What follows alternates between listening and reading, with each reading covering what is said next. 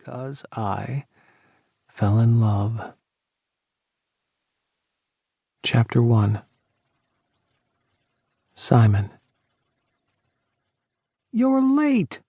Penelope opened my driver's side door as soon as I put my car in park. "How am I late? Classes don't start for 3 days. I had to squeeze between the door and my car since she was leaning on it. "You said you'd be here by noon." She made a show of looking at her watch. "It's almost 2, and we were supposed to go to the grocery store together." I opened my trunk and started pulling out my suitcases and boxes.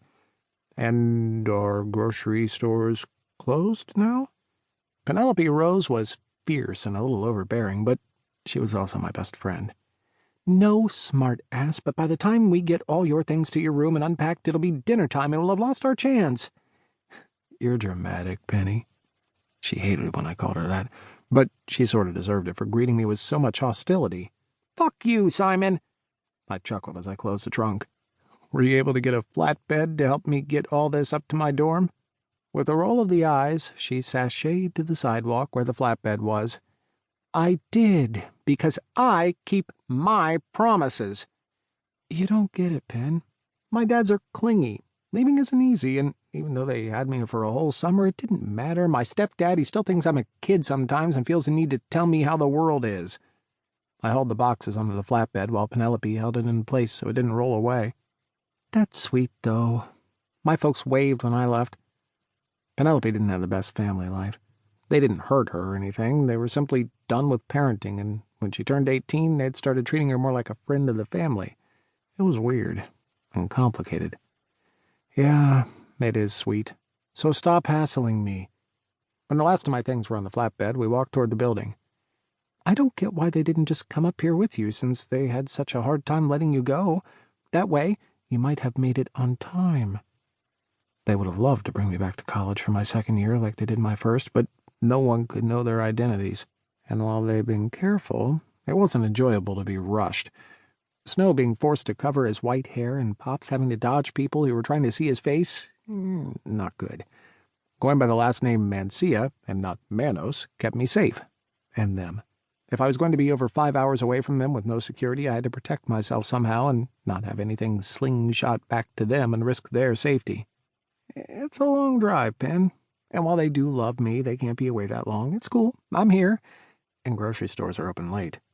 I nudged her shoulder as she stepped into the building to hold the door for me. We rode the elevator up to the 5th floor, where my room was. I was lucky enough to get a single this year. I hated my roommate last year. He was messy, refused to shower, and had a new woman in his bed every night.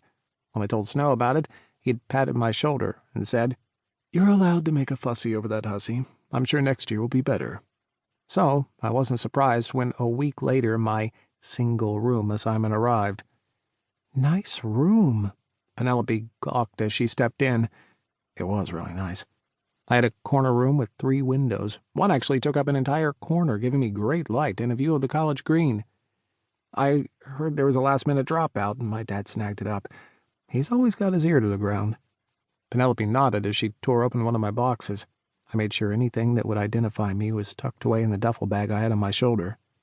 "Since you have this room to yourself, there's no rush to unpack, so—" "You want to go to the store?" She nodded and smiled brightly. "Fine." I went over to the window just to get a good look at everyone arriving, and I saw a stage set up. "What's going on there?"